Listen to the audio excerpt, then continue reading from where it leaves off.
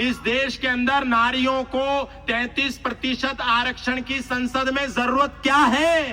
सुषमा स्वराज को कौन सा आरक्षण मिला था? निर्मला सीतारमण कौन से आरक्षण से सदन में पहुंची है? बहन मायावती कौन से आरक्षण से 4 बार की मुख्यमंत्री रही? कौन सा आरक्षण है? क्या जरूरत है आरक्षण की? रेखा गुप्ता को कौन से आरक्षण ने मुख्यमंत्री बनाया है? भारत की महामहिम राष्ट्रपति द्रौपदी मुर्मू को कौन से आरक्षण ने राष्ट्रपति बनाया है?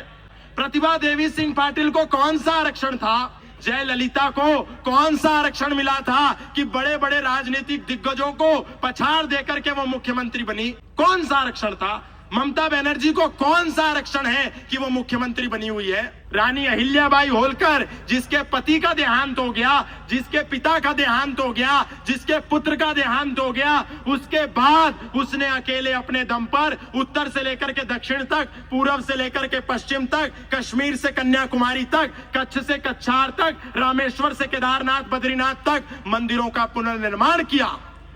कौन सा आरक्षण था देवी अहिल्याबाई होलकर के पास? रानी झांसी लक्ष्मीबाई के पास कौन सा आरक्षण था? आरक्षण था क्या इनको?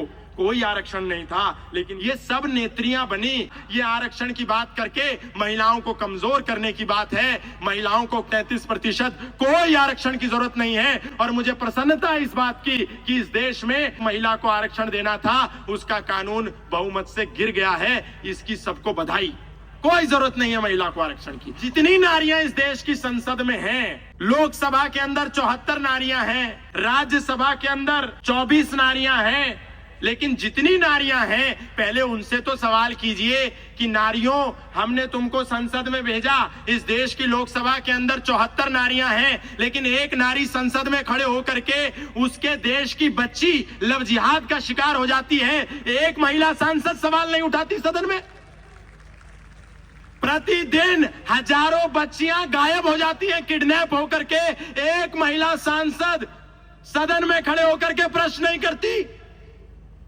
प्रतिदिन इस देश के अंदर नारियों का अपमान, नारियों पर अत्याचार, नारियों के साथ दुराचार, व्यभिचार, अनाचार इस देश के अंदर प्रतिदिन होता है। बलात्कार होता है। एक महिला सांसद खड़े होकर के सदन में अपनी आवाज नहीं उठाती। तो ऐसे में क्या आवश्यकता है 33% नारियों को आरक्षण देने की? पहले जो नारियां सदन में हैं, वो तो नारियों की बात करें, वो तो महिला सुरक्षा की बात करें, वो तो महिला सम्मान की बात करें।